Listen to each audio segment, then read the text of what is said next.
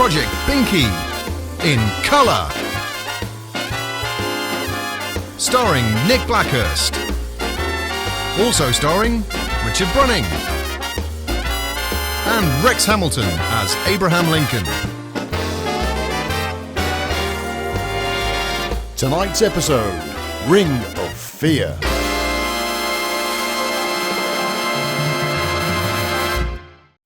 Coming up in episode 27, we call our Antipodean friends and they fly us over a special guest to lend us a hand.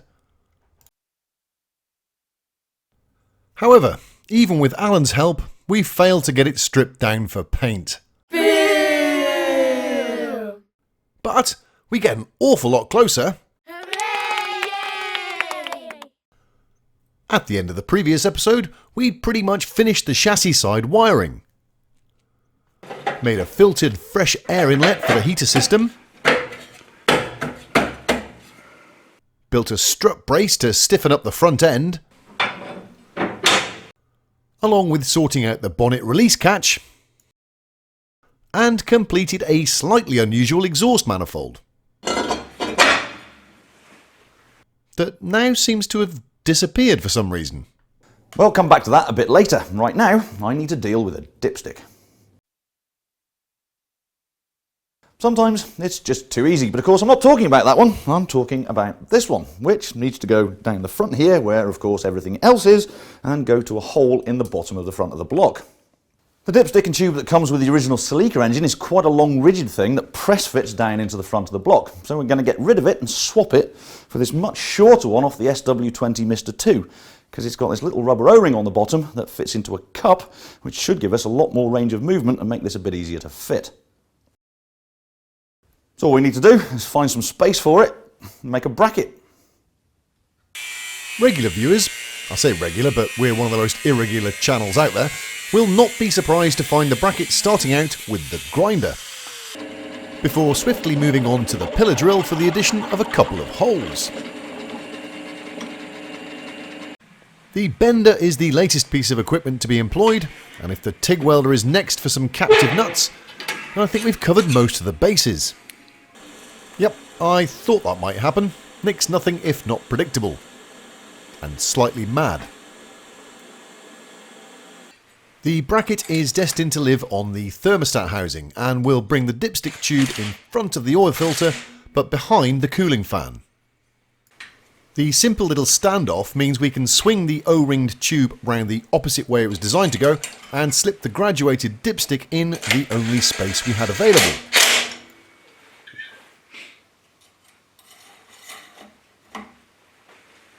When we put the radiator back on, you can see how little room there was to work with. Right, now for something completely different.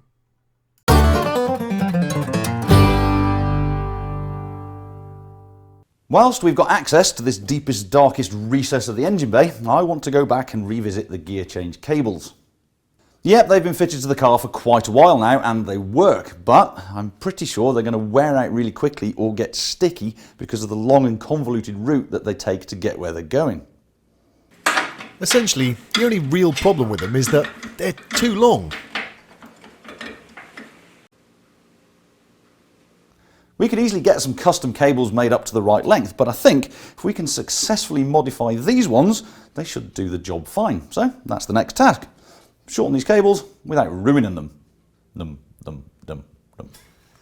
With the cables out of the car and on the bench, we can take a good look to see what the best way forward is.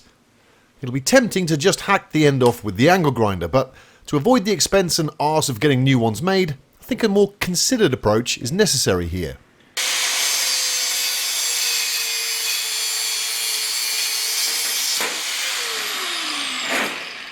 Or we could, I suppose, hack the end off with the angle grinder. Right, so that end he's just unceremoniously parted from the cable is chucked up in the lathe, and the old bits of cable outer that are still crimped inside are drilled out, leaving us enough room to push the shortened outer cable into and crimp it up again. You'll see what I mean in a moment. Here, Nick's marking the correct length for the cable outer before surgically removing the surplus part with the grinder and a craft knife.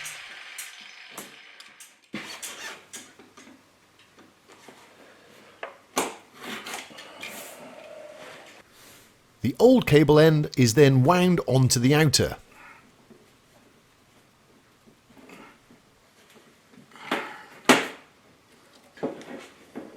Then the hydraulic crimpers are deployed to fix the two parts together permanently.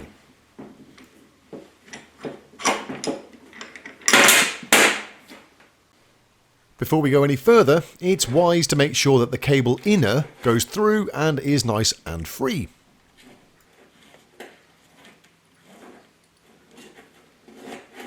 I'd say that looks okay. I've now worked out how this cable was originally put together, and unfortunately to replicate it, what I'm going to have to do is crimp the end back on here, then cut this end off and recrimp all this back together, which I really don't want to get involved in. So we'll have to come up with another way of sorting the inner cable out, but that should at least give us an excuse to do a bit of an upgrade from this original worn out rubber bush. The upgrade begins with a piece of all thread.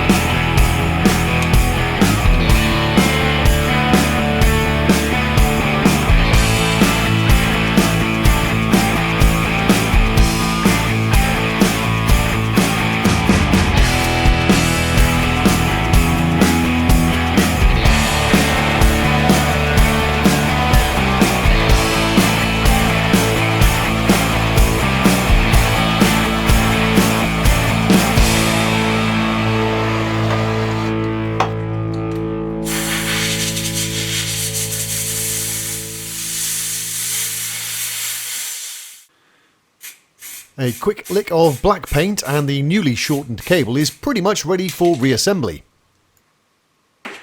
The protective boot goes on first, and I see that Nick's whipped out the flush cutters for their debut appearance. Then the lock nut is spun onto the threaded bar, before the upgraded rod end is screwed into place.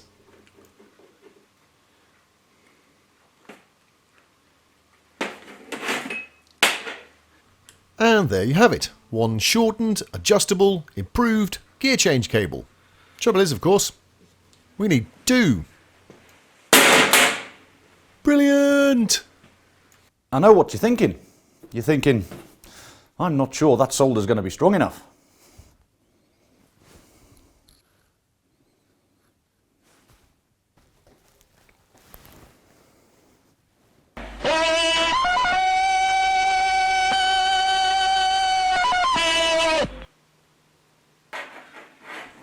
Well, I think that proved the doubters wrong. Me, I was hoping he'd fall flat on his coccyx because it would have been funny, but alas, he was right. Anyway, the cables are back in for testing, and that seems to be pretty much spot on.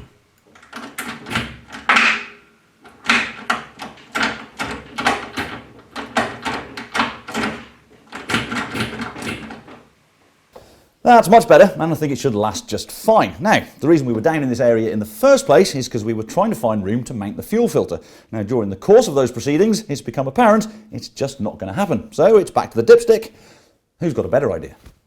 As Nick's filled the engine bay with all that superfluous stuff like power steering, air conditioning and an alternator, and nothing to do with the fact that I've chosen the biggest fuel filter I could find, we've had to come to the back here to try and find somewhere to fit it.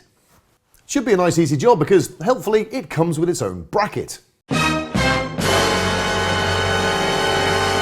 But fear not, because the only place we can fit it out of the way is up here under the parcel shelf.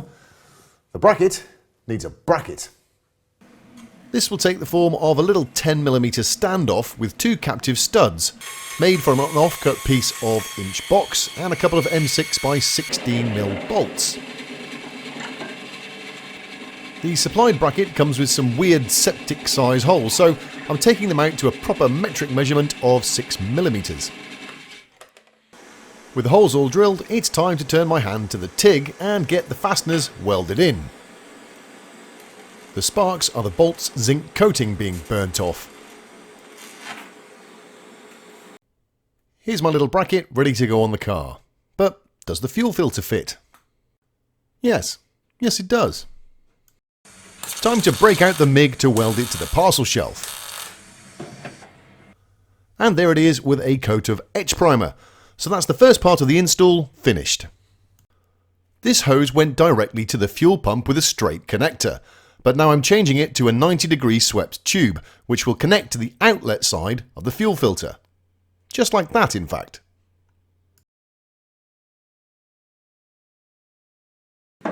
I've put a straight connector on the end of this hose and screwed it onto the pump. And now I'm just working out how long it needs to be to get to the filter before lopping it off on the bandsaw.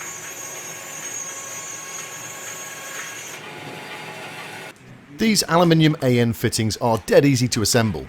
Cut to length, slide the nut over the hose first, peel back the stainless steel braiding from the PTFE tube so you can get the olive sat nicely over the end, slide your fitting into the tube as far as it'll go, and do up the nut. Tightly. The final part of the fuel filter installation is to join the pump to the filter with our new hose. And that's it. A rebuildable, high-flow fuel filter in a location we can actually get to easily. Happy with that? Back in the engine bay, and I've got to finish mounting this bracket, because at the moment, everything that fits on it just hangs off these two bolts down on the gear change. Now, I did design more support into it, but I obviously fitted it, got carried away with something else, and then forgot all about it, which almost never happens. Yep, he's right. I can't recall a time where either of us did half a job and then moved on to something else. Yes. Well, anyway, back to the job at hand, and the first of the supports is going to be attached to this gearbox mount fixture. A little L-shaped tab was made, and it's now being MIG'd onto the plate.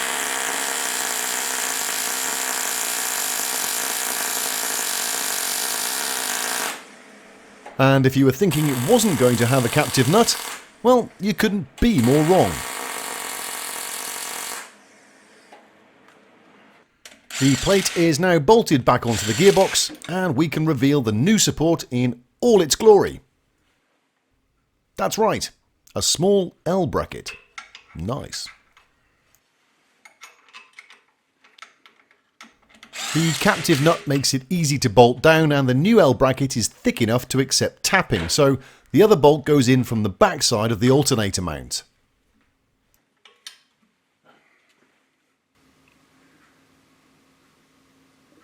That's taken care of side to side. Now we need to worry about forwards and backwards. So to do that, we're going to utilise this stud hole that already exists in the top of the gearbox mounting, which is supposed to be for a brace bar that goes back to the gearbox here. Because obviously the other 4 M10 fasteners just aren't enough. We decided that Toyota were being overcautious and deleted the gearbox stay to use it as an aircon pump support instead. I mean, got to turn it into a captive, obviously. This beefy box section is the ideal material to use to make another of his little L brackets, and with the holes drilled and the excess trimmed off, it can get bolted to the car.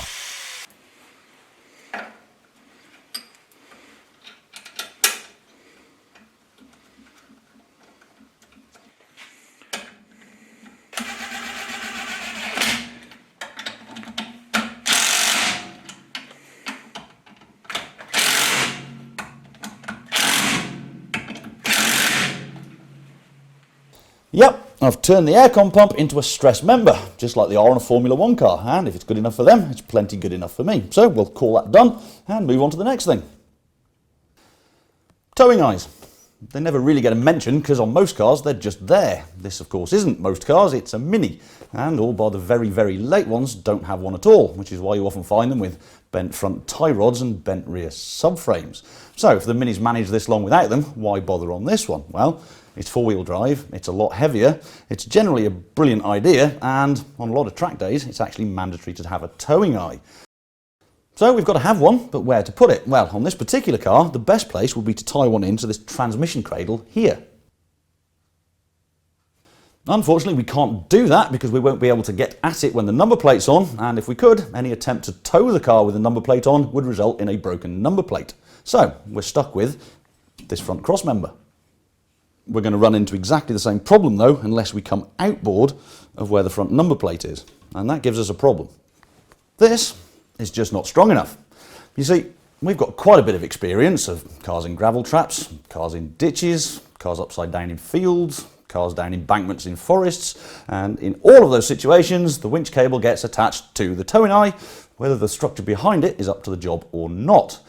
You can imagine the carnage when it's not. Now, I don't really want that for this car, so our job here is to design an attachment that's strong enough to pull the car's weight, whether it's got the requisite number of wheels on it or not. That sounds like quite a challenge, so while Nick gets on with that, I'm going to get the funk out. Hey, what's that funky taste in your mama's marmalade? Hey, what's that funky taste in your mama's marmalade? Let me tell you about it. Almost 40 years I've been searching high and low. And what is in that recipe? I just gotta know. I've been through all ingredients, one and every kind. And still there's just this special one I couldn't find. Did you just sit enough? To give the sweetest taste, Well, how about coffee then? I did that, but gee, what a waste. Well, what about vinegar? That run really is. Did you try oyster sauce? Oyster sauce, come on, you know that tastes like shit.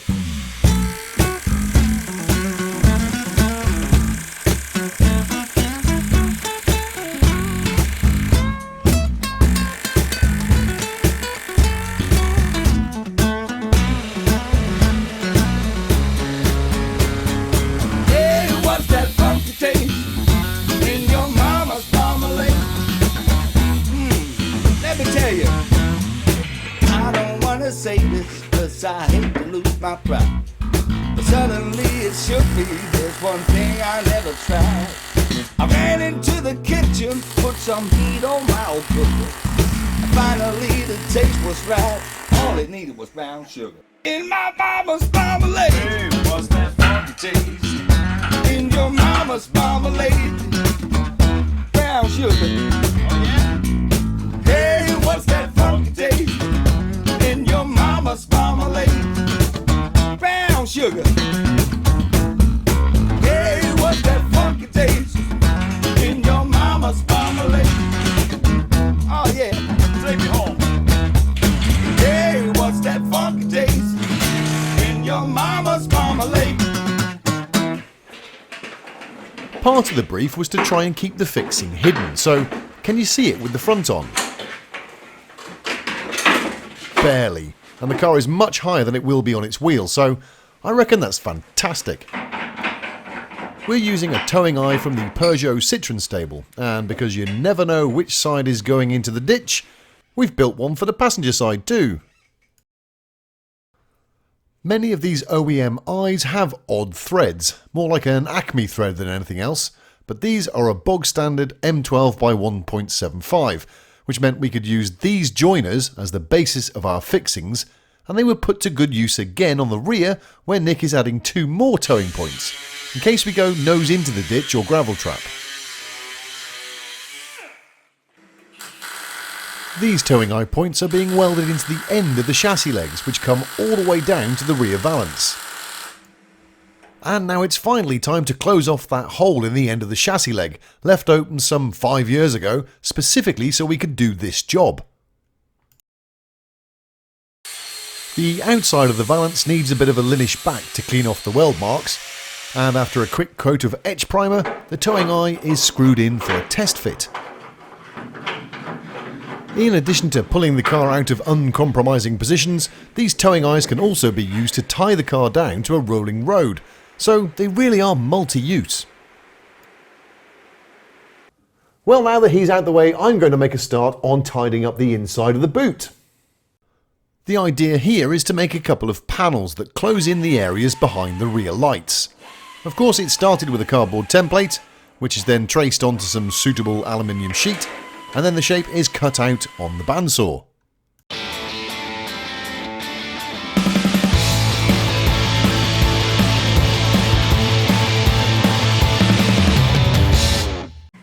I might not be eligible for a funk montage yet, but figured I could sneak a 10-second rock sting in there while he's not looking. Anyway, with the panel sorted, I need something to bolt it to. This will take the form of 3 little tabs with captive nuts, hewn from a piece of 50mm wide, 2mm thick steel strip left over from when Nick was banding the wheels from 5" to 7". It's been kicking around the workshop for a bit, and while 2mm is overboard to bolt the small alley panel to, made the job dead easy and fast. After a little shaping on the rotary sander, the tabs are ready to be welded to the body shell.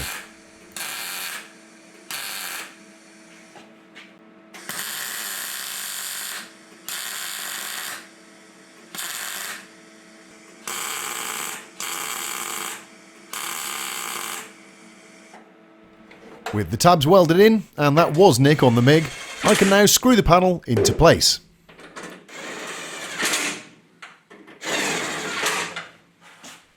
Not too shabby. The job was the same on the driver's side, with the exception of this rectangular hole to house the interior light.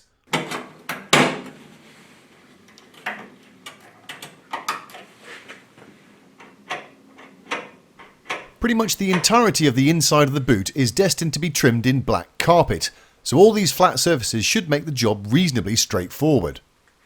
Well, I think that's going to look great, but at the moment there's still one area of the boot that is letting it down.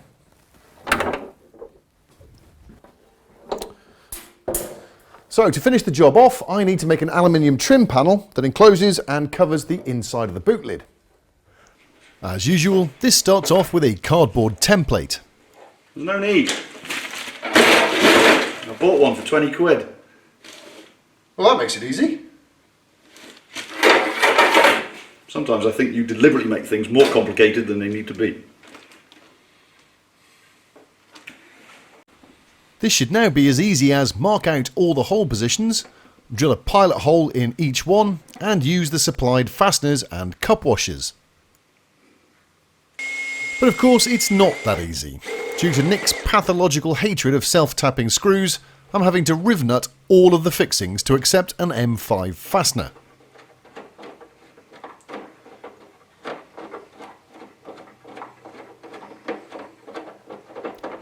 And as he doesn't trust riv nuts either, I'm adding a dab of Loctite to all of them.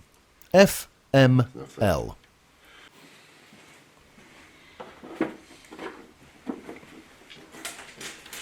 These are just stunt fasteners and are in no way indicative of the final look.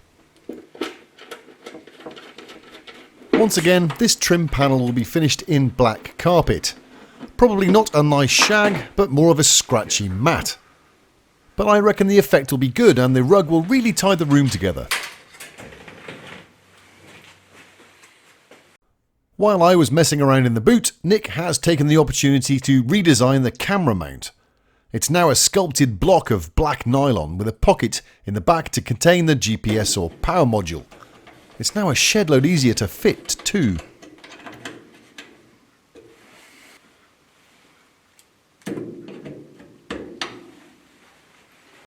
The rain sensor has been relocated and Nick's drawn on the area needed to be painted on the new screen before it's fitted. He hardly coloured outside the lines either. Good job. Following the triumph of the trim panels in the boot, I've been tasked with making something similar for this area under the seats. This gap is big enough to lose a badger in, so we need something to close it off and make it look neat.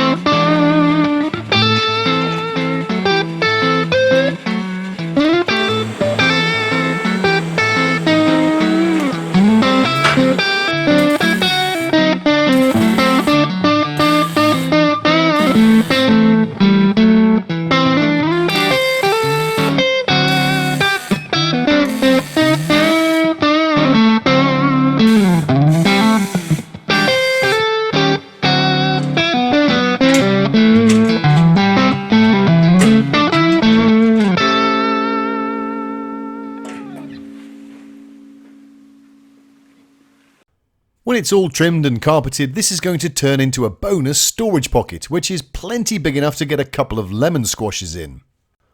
I've made another trim panel for under the front edge of the seat, and this neatens up the whole area. I've done the same for the passenger side too. However, it's not all good news.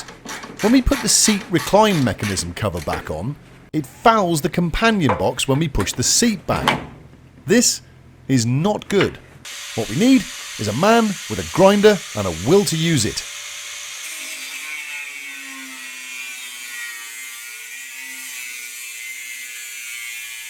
You've probably got a pretty good idea of what's occurring here. Nick's cutting out some relief from the companion box that he's just going to plate over. Some of you are probably still wondering why we're hung up on all these little details. Well, if we don't do it now, it's never going to get done, and once the shell is painted, we absolutely do not want to be cutting, grinding and welding our way out of problems we should have attended to before the car was blown over.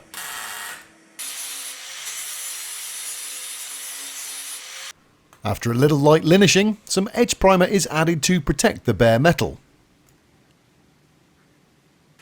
One question does leap out, and that is, does the seatbelt assembly still fit? And thankfully the answer is yes. Yes, it does. Time to test the cutout. Cool. That's good. Happy with that.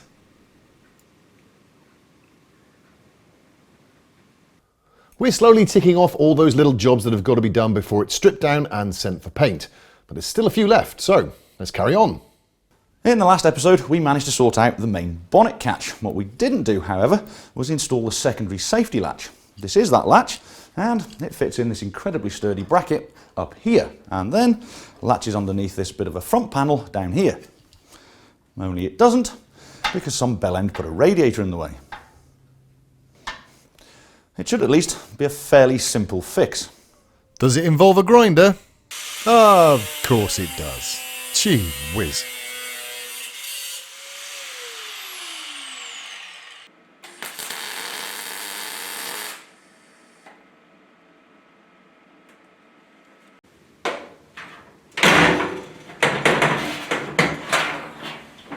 Cool. That should do for the latch. However, both it and the main bonnet catch are attached to this front panel, which, due to the whole bell end radiator situation, is now as flimsy as hell. So I think the next job is to put a bit of reinforcement back into that. The stiffener is going to take the form of a piece of steel with 2 bent returns and 3 rather attractive dimple-dyed speed holes.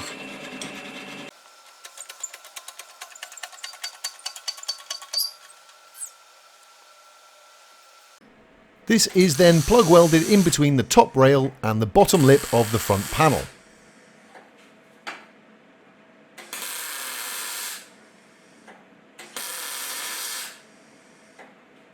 As well as looking sleek, the speed holes are there to aid airflow.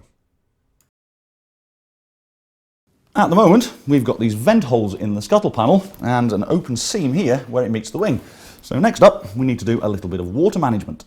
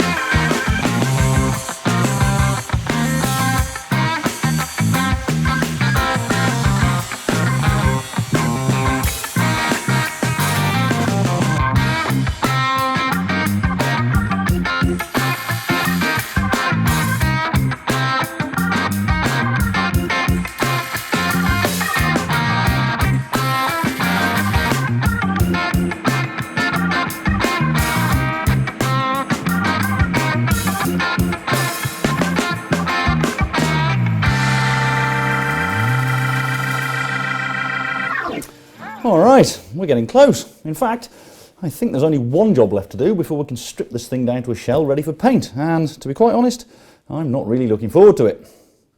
But you can.